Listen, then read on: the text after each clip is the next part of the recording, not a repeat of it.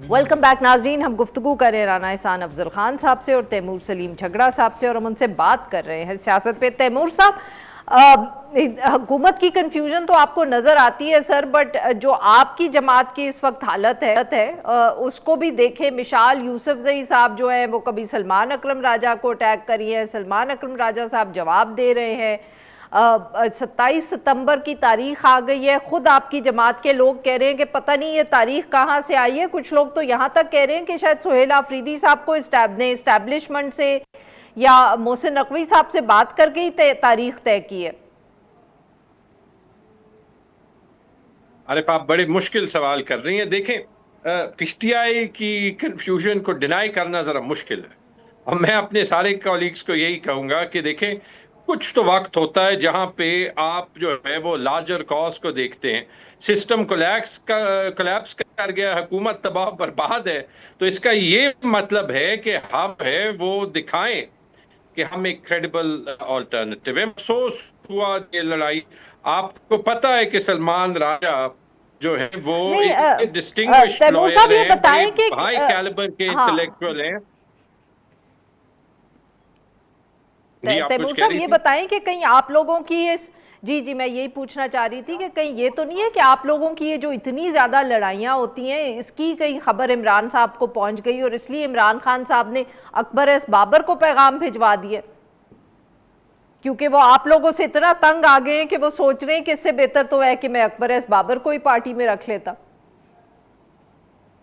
आरिफा, कौन जो है वो क्या कहेगा। मैं ये कल के अफसोसनाक वाकये की भी बात जो है वो आपकी सुन रहा था, जी वो उस पे जो भी ये आएंगे, इंसिडेंट हाँ हुआ उस है। पे भी और हम अभी आएंगे। मैंने तलाल चौधरी का स्टेटमेंट नहीं सर, देखा पहले है ये कि बताए ना कि क्या पीटीआई अकबर एस अपने आप बाबर को, साहब को, सर विल कम नहीं टू मैं दैट आता हूं, मैं इंसिडेंट, उसी बट ये जो उसको जो पहले है वो बात है जोड़ कि रहा हूं। खान देखें, साहब ने आप पैगाम मुझे, भेजा है अकबर एस, मैं हाँ मैं उसी पे आ रहा हूं ना। क्या यहाँ पे किस बात की क्या क्रेडिबिलिटी होगी। देखिए, तलाल चौधरी कह रहे हैं कि पीटीआई अपने आप को उस इंसिडेंट से नहीं एब्जॉल्व कर सकता, तो फिर पीएमएलएन भी नहीं एब्जॉल्व कर सकता। क्योंकि अगर ये हालात हैं, कोलैप्स सिस्टम में 9 महीने हो गए, इमरान खान से कोई मिल नहीं रहा, मुझे क्या पता मैं क्यों जो है वो इस पे कमेंट करूं इमरान खान ने कहा या नहीं कहा। मेरा नहीं ख्याल कि इमरान खान ने कहा होगा, लेकिन मैं जो है वो क्यों इसको डिग्निफाई भी करूं कि कहीं से बात आ जाती है। दिस इज अ जोक, इनके नीचे this country is a what joke, is a ये एक जोक मजाक सर। बन गया है। मैं आपको क्या कहूं, अकबर एस बाबर कौन है, खान साहब ने किसके थ्रू पैगाम भेजा है, why are we discussing it, why are we discussing कि इमरान खान साहब की मुलाकात जो है वो उनके लॉयर्स से, उनकी फैमिली से क्यों नहीं हो रही। मैं तो यही कह रहा हूं, क्यों हम अपने मुल्क को मजाक बना रहे हैं। राना साहब ये बताएं कि वैसे एक तरफ तो जो पाकिस्तान तहरीक इंसाफ की के साथ आपका रवैया है जमात का, हुकूमत का, उस पर तो हम बहुत बहस कर चुके हैं, बट ये जो गुज़िश्ता रोज़ पिंडी में वाक़या हुआ है, कोई तफसील सामने नहीं अभी आई, कोई इन्वेस्टिगेशन का वक्त ही नहीं था। आपके दो वज़रा ने उसके ऊपर इतना बड़ा केस बना दिया कि वो पीटीआई का वर्कर है, पीटीआई दहशतगर्द जमात है। Should they not have waited, कोई इन्वेस्टिगेशन हो जाती। एक पॉलिटिकल जमात के ऊपर इस तरह इल्ज़ाम और इतनी जल्दी, मतलब कि अभी 24 घंटे गुजरे उस वाक़े को। देखिए, इसमें मैं नहीं समझता कोई बहुत जल्दी, अब बड़ी जल्दी उसकी मेंटल कैपेसिटी पे सर्टिफिकेट आ गया है पीटीआई की तरफ से, तो वो भी तो बड़ी जल्दी आया है कि वो जी मेंटली इनकैपेसिटेटेड था या वो मेंटली रिटार्डेड था या उसको कोई हैंडीकैप से, आई डोंट नो, ये जो कह रहे हैं लफ्ज़ इस्तेमाल कर रहे हैं। पीटीआई ने भी बड़ी जल्दी जो है वो सर्टिफिकेट बांट दिया उसकी। So that's okay, you mean कि हुकूमत ने फिर जल्दी, उन्होंने भी जल्दी हुकूमत ने अभी कर दी। क्या कहा है, हुकूमत ने ये कहा है, फैक्ट्स कुछ रखे हैं सामने और उसको टाइम नहीं लगता। अगर आपकी सोशल मीडिया है तो आप फ़ौरन ये पता चल सकता है कि वो बंदा पीटीआई का सपोर्टर है या किस जमात को सपोर्ट करता है, अगर आपने सोशल मीडिया पे लगाया। वाकई के फैक्ट्स की बात मैं उसी के ऊपर मैं कह रहा हूँ ना। तो आप अगर उसका फ़ोन हाथ में लग गया हो एजेंसी के, तो फ़ौरन 2 मिनट में पता चल जाता है कि पीटीआई का वर्कर है या सपोर्टर है उसके सोशल मीडिया से। तो हुकूमत ने ये कहा है कि वो पीटीआई का सोशल वर्कर है या पीटीआई का वो मेंबर है।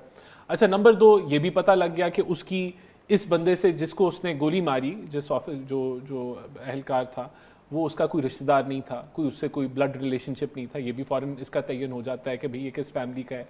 वो किस फैमिली का है। अब ऑब्वियसली अगर उसकी कोई कनेक्शन नहीं था और उसने उनके ऊपर हमलावर हुआ है तो डेफिनेटली फिर आपको लगता है कि एक पॉलिटिकल पार्टी वर्कर ने एक, और उसका ट्रेंड जो है वो पीछे से आपके वो आपको पता है कि 9 मई के बाद क्या और सारा कुछ, तो ये कोई ऐसी कोई हमने जल्दी कोई हमने नहीं सर, बट मैं पूछने की कोशिश कर रही हूँ कि जब एक वाकया होता है तो फिर थोड़ा वक्त लगता है टू फिगर आउट कि हुआ क्या था। कोई सीसीटीवी फुटेज नहीं आई। और देखिए अभी हम आजकल ही कराची में एक वाकया देख रहे हैं जहां एक लड़के की हलाकत हुई। पुलिस की तरफ से पहले बयानात आ गए कि जी उसने सुसाइड किया है। अब वो जब मामला खुला है तो पता चले कि वो तो बिल्कुल ही और कहानी है। सो आई एम जस्ट सेइंग कि हमारी इन्वेस्टिगेशन पाकिस्तान में जो होती है उस पर सवाल उठाए जाते हैं, बेहतर ना मैंने होता। तो आपको बताया बड़ी बेसिक सी बातें हैं जिसकी बुनियाद पे हुकूमत ने अपना नैरेटिव बिल्ड किया है, और वो क्या है, it is based on what. मैं आपको उसकी मिसाल दे देता हूँ ना कि क्यों हम कह रहे हैं कि पीटीआई इससे लिंक्ड है। कि जब उसकी रिश्तेदारी नहीं है और वो उसने एक फौज के एक अहलकार को गोली मारी है उसने, तो डेफिनेटली ये वो जो नैरेटिव बिल्डिंग पीटीआई करती जा रही है उसका ये इम्पैक्ट है। I don't have the details कि वो क्या वो कितना जख्मी हुआ है या क्या हुआ है। ये तो जो what I am hearing from the media, उसको बता रहा हूँ कि पार्टी का क्या जो है वो सर अभी तो हमें ये भी नहीं पता कि अहलकार कितना जख्मी हुआ है, मगर फैक्ट सारे वाजे हैं। कुछ आपको लगता नहीं है कि अगर नहीं देखें अभी तो पीटीआई ने भी ओनरशिप ले ली है। पीटीआई के जो गौहर खान साहब हैं उन्होंने कहा ये हमारा बंदा है, ये पीटीआई का वर्कर है, और यहाँ तक उन्होंने सर्टिफाई कर दिया है कि वो मेंटली जो है इनकैपेसिटेटेड है। ये सर्टिफिकेशन भी बड़ी जल्दी आ गई है। यानी कि ये तो सवाल हम भी पूछ सकते हैं कि पीटीआई को कैसे पता है इतनी जल्दी चल गया कि उसके। जी नाज़रीन, यहाँ पे लेते हैं हम एक छोटी सी ब्रेक।